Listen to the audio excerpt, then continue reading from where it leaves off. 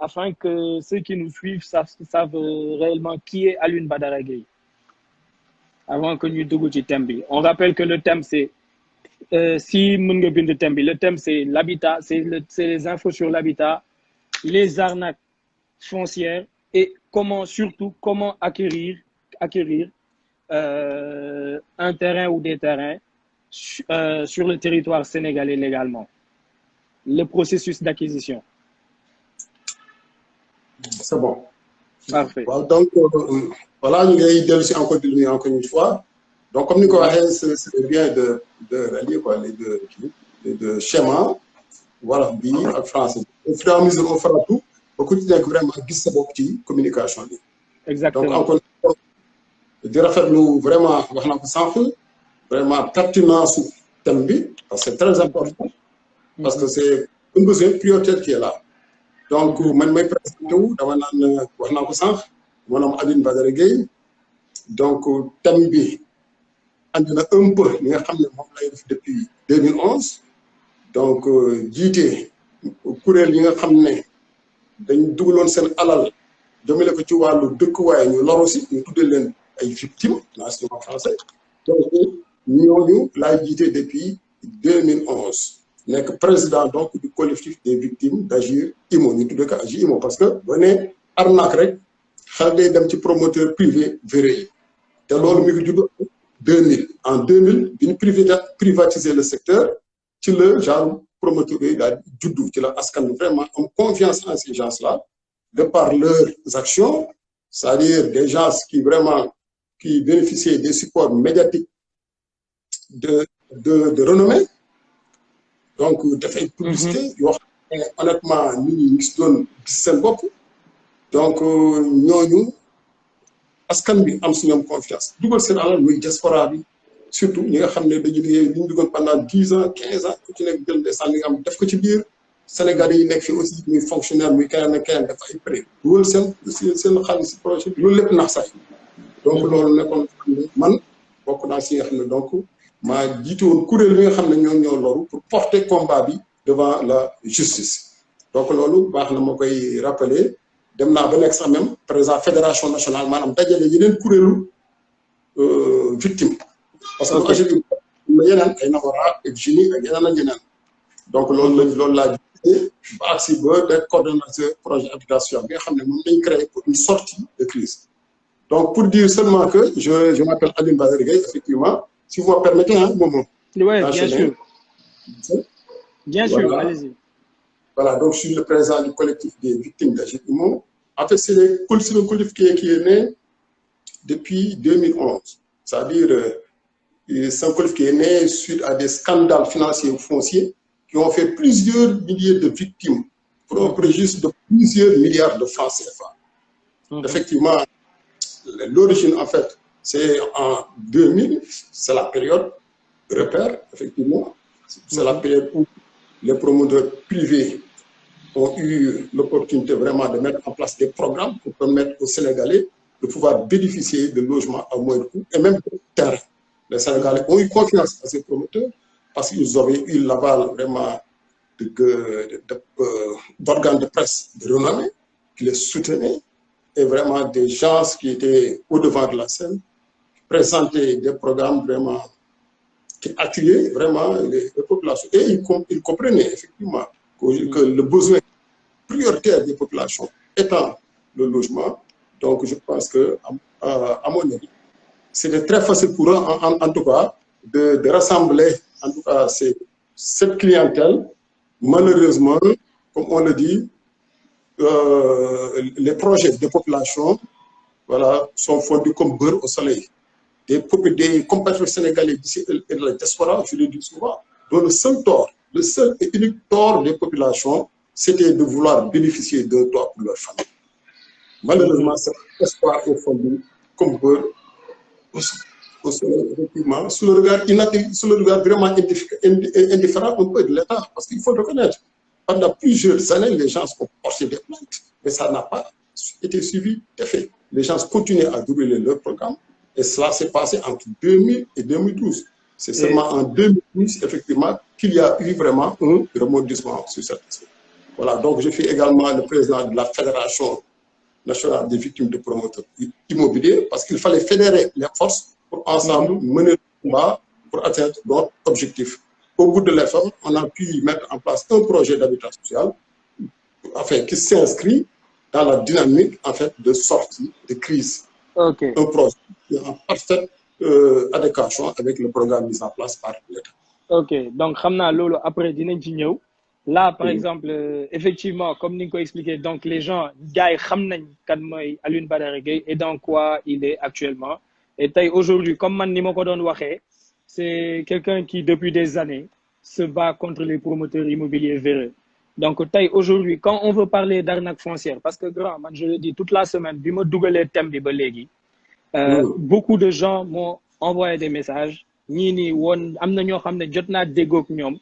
Soit c'est des gens ils sont intéressés par le thème parce que tay bëgg nañ investir, soit c'est des gens ils m'ont même ils m'ont même interpellé par rapport à soit instant bi si ay terrain yo xamné ñu ngi ciy daw bëgg ci jot ay terrain yo xamné jënd nañ ko ndégété ñeneen ak ñeneen lañ ko jaay bëri na litige yo xamantene mu ngi ci affaire bi mu ngi ci walum acquisition terrain yeeg yoy parce que tay aujourd'hui il faut le reconnaître parce que je donne l'exemple du Sénégalais de l'extérieur qui est là-bas qui aujourd'hui tay il a une personne de confiance ici wala damay jaay terrain Sénégal ñëppay jaay terrain actuellement ko gis mu ne la amna terrain am mu ngi fi mu ngi Bambilor mu ngi Diass mu ngi fi Diass mom defena liñ fa déclarer terrain yëpp grand bu doon loolu yëpp mu ngi fofu terrain Diass xana moy Sénégal.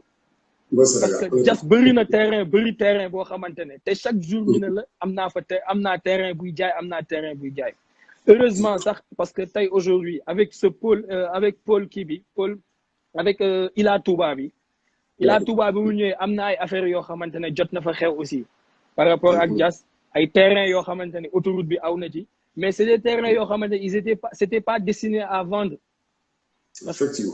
Comprendre. Mais gars, ils vont prendre ces terrains qui ne sont pas destinés à être vendus. Nous jël ko diko jaay nit ñi, jël sen xaliss parce que door bu gaaw la.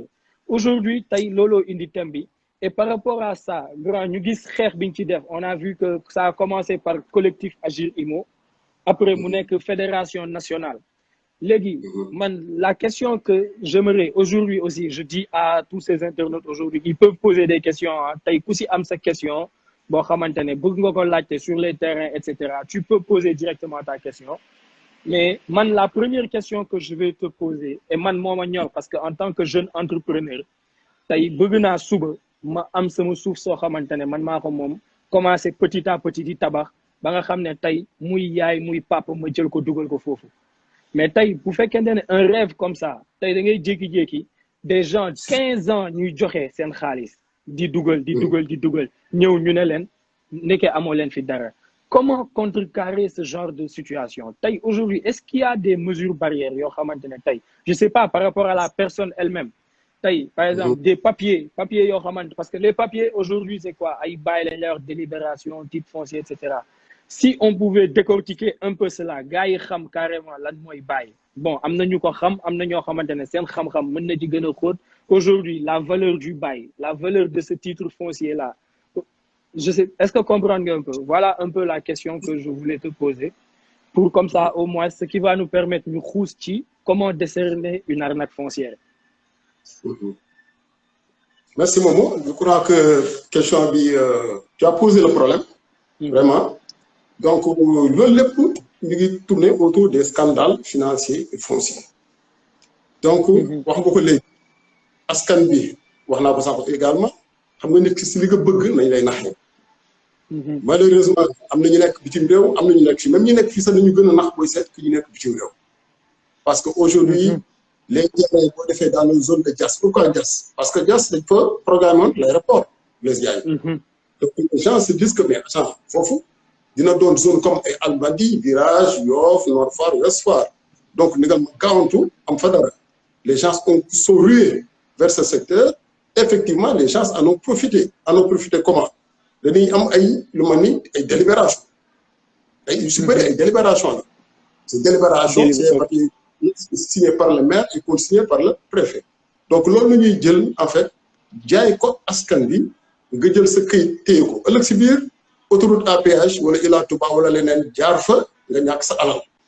mais encore li mu ndaw sax mooy da ngay gis ko xam ne day am délibération tabax parce que boo demee suñu yooyu di nga gis arrêt d'escos partout mooy kuréel gendarme yi nga xam ne lépp li nga xam ne jëm ñu ci wàllu dëkkuwaay bu jaarul si yoon secteur boobu yëpp arrêt d'escos parce que aussi nit kii je pense que communication wala information bi moo xaw a des parce que à l'époque promoteur privé yi mooy entre 2011 2012 jëm ba 2012 2000 du moins ba 2012 12 ans ñooñu c'était des entreprises au même titre que les promoteurs publics ngay dem verser au niveau de banques yu mag yi ñu tagal ay programme terrain yi yàlla def bu ñu ko jeex jooyee kii jaay ko keneen des fois terrain bi sax du exister loolu lépp il a fallu que scandale yu am ñu jël gëstu si def si ay gëstu yu am solo si nañ xam ndekk ban manœuvre la gars yi ko def te manœuvre yooyu mi ngi continuer ba léegi parce que nit ki day jël kayit jox la kayit bi lay def des fois lay def acte de vente acte de vente ça ne veut rien dire bu la joxul parce que kayitu kër mooy kayit boo xam ne dafa jaar ci service technique de l'État loolu pour résumer parce que peut-être doo mën a dugg carrément ci détail yëpp mais nañ jàpp ni kayitu kër mooy kayit bi nga xam ne dafa am traçabilité au niveau de l'État sur le service des impôts et domaines. Parce que aujourd'hui jox acte de vente dagguma la dégg donc acte de vente kuñ ko jox acte de vente kese kuñ ko jox c'est quelque chose qui ne veut rien dire. Rien dire. Ok donc les gars on note voilà étape par étape on note les gars képp ku ñu jaay terrain ñu jox la acte de vente kese ça ne veut absolument rien dire loolu noonu jarul sax na ciy def sa xaalis. Très bien. Ok. Léegi voilà ñëpp note on note encore une fois en français je l'ai dit je l'ai dit en wolof à tous ceux qui achètent des terrains des terrains et à qui on ne donne que des actes de vente. L'acte de vente est caduc, ça ne veut rien dire, ça ne sert absolument à rien d'acheter un terrain avec acte de vente seulement. Effectivement. C'est bien. Après on continue. C'est très important. beneen bi ci teg bu la jox acte de vente di lañ la ñëw won la ay plan yoo xam ne dañ naan dañ ko calé léegi loolu moo xew dañ ko calé au niveau du cadastre maanaam am na NICAD numéro d'immatriculation cadastrale pour wala ni ci kat am na impôt or que loolu aussi ça ne veut absolument rien dire parce que NICAD foo ko déggee moom la ñuy naxee ñu bëri actuellement NICAD mooy numéro d'identification NICAD la tudd NICAD yëpp promoteur yi bay yu mag yi temps yi ak promoteurs yi yooyu la ñuy jël di ko présenté ay coopérative yu mag li may wax dama ko dund NICAD ñu war la plan wala NICAD bi jaar na CODAS ba du caché ko donc c'est un numéro d'immatriculation cadastrale qui ne veut rien dire. Ok. Voilà qui n'a aucune voilà amul validation en tout cas au niveau du document bi nga xam ne mooy permettre nga ne lii terrain bu tegu ci yoon parce que NICAD yow nga am sa tool rek mën nga am sax NICAD numéro boo xam dañuy wane ne kii kat si plan bi du tracé kii moo amee numéro bi loolu rek la donc pour dire que ñi leen di présenter plan yi andi NICAD bi andi délibération maire bi signé ko préfet compte signé ko ñu bëgg la jaay sur cette base des terrains ça ne veut absolument rien dire. Ok léegi délibération maire moo koy signé ak préfet. waaw kon signé par le préfet. Aujourd'hui une délibération benn nit moo ko signé ça marche pas il faut deux signatures le maire et le préfet. Donc aujourd'hui pour une personne moi qui veut acheter des terrains man su ma bëggee jënd terrain ma ñëw ñu jox ma acte de vente jox ma NICAD numéro d'identification cadastrale jox ma délibération c'est caduc. Ça ne veut rien dire, c'est caduc aussi. C'est caduc. Donc aujourd'hui en français bon les Sénégalais de l'extérieur ceux qui ne comprennent pas français et qui veulent je suis là pour vous c'est pas grave c'est quoi c'est aujourd'hui si on vous vend un terrain vous savez déjà que l'acte de vente elle est caduque. Donc là actuellement l'acte de vente si on vous présente un acte de vente on vous présente le NICAD c'est le numéro d'immatriculation cadastrale. On vous présente une délibération signée par le maire et même par le préfet. même avec ça, le terrain est caduc. On peut prendre le terrain à... ça ne veut absolument rien dire. Les papiers sont caducs. On peut prendre le terrain à tout moment. Donc, qu'est-ce qui a de la valeur, me demande YM Coach au passage que je salue. Qu'est-ce qui a de la valeur alors? Grand, je te repose la question. Qu'est-ce qui a de la valeur alors? Mais on peut y aller étape par étape aussi. La valeur, voilà, acte de session, voilà aussi délibération. Donc, pour moi, une valeur, il faut que cette délibération, le maire lui-même, fasse une demande au niveau du ministre. Au niveau du ministre de l'économie, c'est-à-dire au niveau du ministre de l'urbanisme, pour lui demander autorisation portant arrêté de lotir. Okay. C'est à ce moment-là que maintenant, au niveau du service technique de l'État, il y a le document, moi, délibération.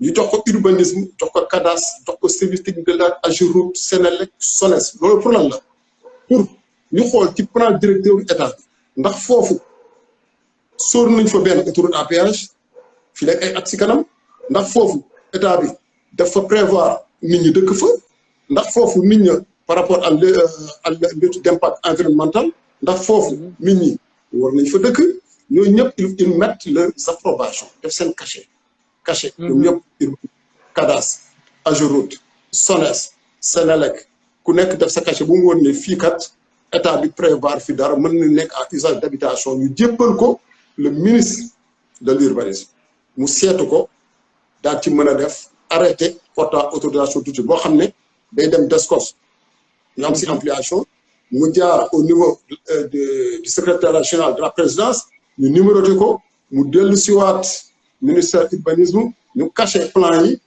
mu door a nag valable bu ko defee ko ku la si jaay arrêté boobu da ngay am non pas bail mais da ngay am attestation de bail signé par le receveur des impôts. Ok. Ça c'est très clair. Je pense que là on est où c'est non c'est pas compliqué. C'est compliqué, c'est pas du tout compliqué parce que en fait c'est un processus. C'est un processus qui, n'est-ce pas grand, c'est pas toi qui vas aller faire tout ça. C'est le dossier qui circule seulement. Mais c'est peut-être le temps de réponse qu'on va attendre.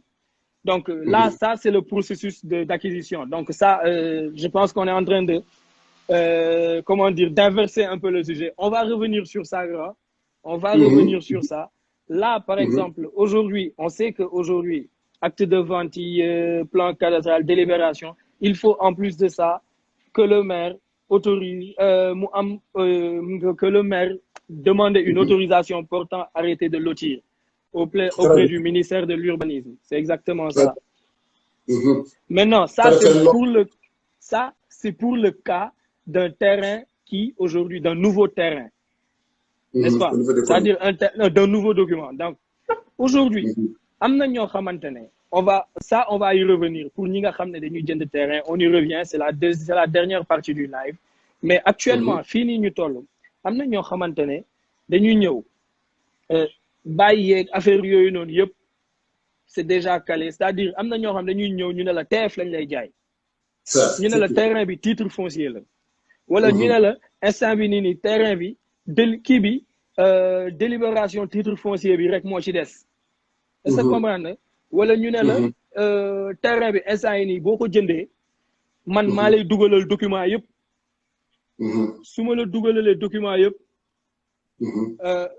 ouais 33 Toucha, on va refaire tout ça, il n'y a pas de souci, on va refaire tout ça parce que c'était la dernière partie, excusez-moi. Donc tey dañuy ñëw ne la dama lay wax parce que man ça m'est arrivé man yu jël nañ ma yóbbu ma ba ay jas mais man sama xel bu ñaaw ak affaire yu demee noonu mooy tax am na yu bëri yoo xamante ne du ma ci teel a dugg. Donc tey aujourd'hui j'ai jamais été victime d'arnaque foncière nag je le dis. Mais je vois des gens qui sont victimes et aujourd'hui en tant que porteur de voix ou ce genre de choses dañ ñu koy ñëw wax pour que buñ leen mën a jàppale mais ñu mel ni yéen man lu tax ma invité la d'ailleurs sax c'est la raison pour laquelle parce que ñooñu noonu yow mën nga leen jàppale yow mi nga xam ne tu es président de la fédération nationale des victimes d'arnaque foncière. Ce qu'on a fait, moi je vous donne notre expérience. Nous avons acquis un site au niveau de l'aéroport, un très grand site. Ça fait des centaines de parcelles. c'est les populations elles-mêmes qui se sont organisées pour l'acheter dans le cadre de notre projet, pour permettre aux uns et aux autres d'acquérir des logements à moindre coût. Avant de payer, avant de donner le premier apport, qui s'élevait à 60 millions de francs, on a été voir le receveur de l'impôt de Thiès qui nous a reçus. Nous avons discuté, nous avons présenté l'arrêté portant autorisation de l'OTU. Nous avons dit que c'est tel promoteur qui nous a donné ce document pour nous proposer vraiment ce site. Et le receveur a approuvé. Il a dit effectivement, sur procès-verbal, c'est telle personne qui est habilitée à faire les opérations de vente. Parce qu'il y a 150 000 courtiers qui sont toujours autour des actes de... Voilà. Non, c'est énormément de courtiers, énormément de courtiers. Et d'ailleurs, c'est Lolo dafay indi question. Est-ce qu'il y a des faux titres fonciers? Ça, c'est important. Est-ce qu'il y a des faux titres fonciers? Effectivement, il y a des faux titres fonciers. Il y a des faux titres fonciers. Moi, je vous dis, à l'époque, avec le collectif des victimes d'Agir Imo, le gars avait des problèmes. D'abord, on l'a emprisonné. Mais après, il a bénéficié d'une liberté provisoire. Quand il a bénéficié de cette liberté provisoire, maintenant, on a discuté ensemble pour procéder à un règlement transactionnel. Il nous a remis des documents qui étaient entachés de faux. Et il y avait des visas d'autorité administrative. Et là, c'est grave. Quand une personne se permet de produire un document inexact, faux, entaché de faux, et signé et contre-signé par des autorités administratives, ça pose problème. C'est dire quoi? Qu'il y a des complicités à un certain niveau de l'État. Et là, ça pose problème. Malheureusement, c'est au détriment des populations. C'est pourquoi je vous dis que c'est à nous de prendre les choses en main. Aujourd'hui, on le dit souvent dans le cadre de la COVID-19, on parle d'une nouvelle ordre mondiale. Donc, c'est le moment de s'inscrire dans ce talent. Parce qu'il y a un moment, tu l'as inscrit ce nouvel ordre mondial et je t'en remercie. Parce que pour il y a une autre manière d'agir, de faire. Pour dire ce dessin, du côté de en toute tranquillité, pour dire qu'il faut que les personnes s'approprient elles-mêmes les projets pour que nos objectifs soient efficaces et efficients. Parce que les faux documents circulent, ça je vous le dis. Et puis, j'en profite pour dire aujourd'hui, ce serait bien qu'on actualise ce thème. Dans le cadre de scandale financier foncier, aujourd'hui, le programme qui est là, pour permettre aux Sénégalais de bénéficier de logements et de terrain, c'est le programme des 100 000 logements. Lors de son adresse à la nation le 3 avril 2019, le président de la République a lancé ce programme qui est très, très ambitieux. Exactement. Exactement. Et ces 100 000 logements-là, je pense que nous les dire après. Parce que c'est très important qu'on sache carrément. Mais avant que l'on ne sorte encore de ce sujet, je vous pose une question. Regarde, le temps aujourd'hui, c'est par exemple, avant qu'on entre dans ces 100 000 logements sociaux-là, avant qu'on y entre réellement, j'aimerais et je pense que c'est ce que les gens veulent savoir. Comment savoir où acheter pour ne pas se faire arnaquer? C'est-à-dire, pour ne pas que nous arnaquer nous nax ñu. Voilà. Xam nga jënd jaay par jënd bi am jaay am ñu tay ñoo andi du kam ni dama lay jaay mën na nek une agence immobilière mën na nek ben entreprise promotion immobilière donc da lay jaay lim lay jaay da lay jox keuyit bu la joxé keuyit bi si sur la base du keuyit bobu la lay jaayé maintenant yow bala ngay def ben transaction financière manam bala ngay joxe sa xaliss da ngay jël keuyit bobu nga dem gëstu ko wala boko mënul gëstu am nga moyen yo xamné mën nga dem ci notaire mën na la def lépp li ci war ba wax la ni lii mën nga jënd wala bul jënd notaire moom boo demee dina la du def lépp li ci war boo ko fayee mu wax la war nga jënd waroo jënd bu dee nag jaaroo si notaire këyit boobu jël ko nga dem fi nga xam ne foofu la notaire bi jëm parce que notaire bi tamit ko jëlee day requérir les services de l'État donc yow en tant que citoyen c'est ton droit le plus absolu wax naa ko c'est un droit réel même bu président de la République gis nga titre foncier président de la République bi nga xam ne moom moo ko moomal boppam am nga droit jël ko dem impôt demander droit réel dañ la koy jox c'est un droit ah kon tout le monde ñoo ko déggandoo. donc c'est un droit. donc droit réel droit la ak sa pièce d'identité ak 600 700 francs maximum ñu jox la droit réel bu dee bàyyi la bu dee titre bu dee arrêté ministériel je vous recommande une chose parce que entre nous jot naa ay information yu bëri gars yaa ngi commencé arnaquer diaspora bi ci programme 100 000 logements parce que ñu ngi jël ay arrêté di leen ko envoyé si internet bi man personnellement ñun suñu projet am na ñu ñëw andi seen drone daal di koy filmer suñu ñaari kër témoin filmer suñu terrain yi yóbbu nañ ko diaspora gis nañ ko internet di leen wan ne dañuy jaay ay moomuñu ko. jàngoro bii di coronavirus mu ngi ci yenn réew yi ba ci sunu réew mii yii nag ñooy ay màndargaam yaram bu tàng jafe-jafe noyyi sëqët apat put buy metti ngir mucc ci ministère bi yor wérgu yaramu askan wi moo leen di fàttali yile tegtal di raxas loxo ak ndox ak saabu wala ngay laal alkogel booy tissooli wala ngay sëqët nga jël mouchoir te boo ca noppee nga def ko ci biir mbalit wala it nga lem sa loxo ci conc bi di moytu joxe loxo saafonte ak it mbooloo mu bari di dajaloo ngir am yeneeni leeral wooteel ci 800 00 50 50 doo ci fay dara xibaar bi ministère bi yor wérgu yaramu askan wi moo leen ko baaxee